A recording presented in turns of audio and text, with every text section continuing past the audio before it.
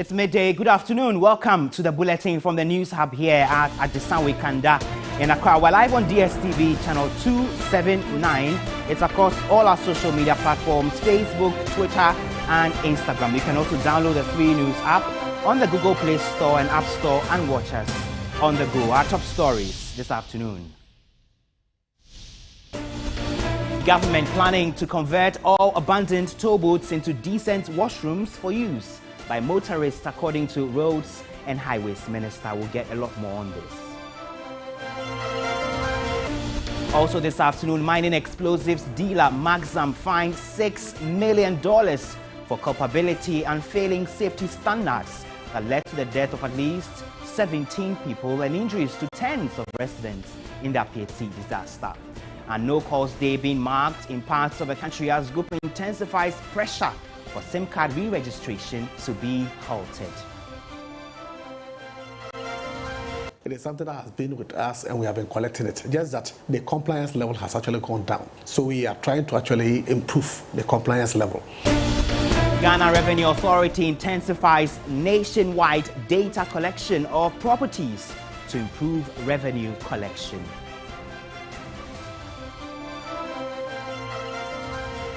And on the international front, Nigeria's army says more than 100 members of the Islamic State West Africa province jihadist group and their families have surrendered to its soldiers.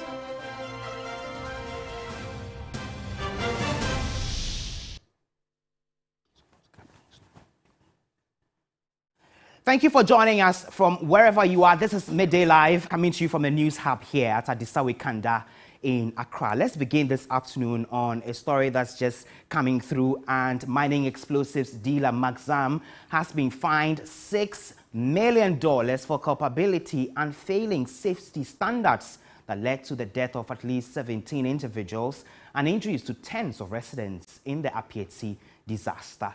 The company in charge of the manufacture, storage and transportation of the explosives for mining and other civil works, according to a statement, breached several procedures. Lands Minister Samuel Abu Jinapor says Maxam Limited has also been stopped from transporting explosives on public roads following the explosion. So we're going to be getting through to details of this 6-page statement that was issued by the Lands and Natural Resources Minister on this particular disaster, one of which you've just heard there, the blocking of a company from transporting explosives and also the fine of $6 million. So there you have it on your screens. My colleague Dennis Wedam from the News Planning Desk is joining me to walk us through some of these details. So Dennis, one of the key, findings or the recommendations by the committee to the minister is for that fine, which we have seen there, $6 million. Beyond this, what more? Yes, so the $6 million is a sum of $1 million administrative fine imposed by the government. Okay. And then the government went in an agreement with the company, Maxim, to also agree to pay $5 million.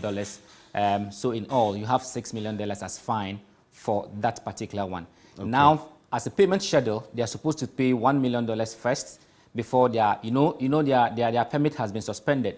So to have that permit restored, they need to pay $1 million first, and then thereafter, they will pay the remaining $5 million in 18 months. Okay.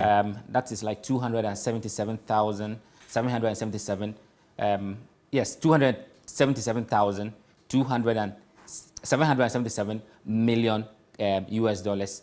That will start from March this month and then up to August next year. Okay, so that's just one of the, findings. Yes. That the committee. So by way of fine, that's what has happened. They've also issued a 14-pointer guidelines, which is supposed to be measures for Maxim to comply with, as also a prerequisite for the restoration of their permits. Okay. And one of them include the fact that Maxim is not allowed to transport explosives on the public roads again, unless it has given notice to the chief inspector of the mines 48 hours before. Okay. It has also given a lot of guidelines that it should follow. Let me also state that the ministry says that these guidelines are not just for Maxim, but all other companies that work in the explosives sector. I was going to ask about, not to catch, I was going to ask about why the focus has so far been on Maxim, but in the statement we'll find out that other companies were mentioned. Do we know which companies? Yes, they mentioned 2 other companies. They mentioned one, Josidec, and then Atham Company Limited. Company, yes. For those companies, they say that they've also been involved in the act,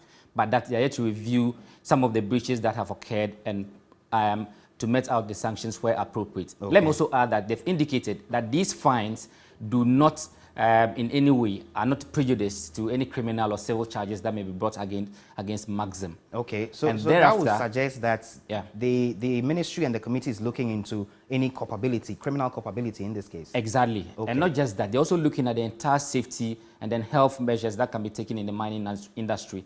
For that reason, a committee has been set up, chaired by the Vice Chancellor of UMAT, to also have a complete overview of the health and then safety measures in that mining industry. The committee is supposed to finish its work by 7th of next month. Okay, so which is what we're just seeing. We are just seeing here on the screen there. Exactly. But beyond this, though, that's the report, the 6-pager, speak about where exactly the 1 million. Let's start with the $1 million in terms of the fine the minister has imposed. Yeah.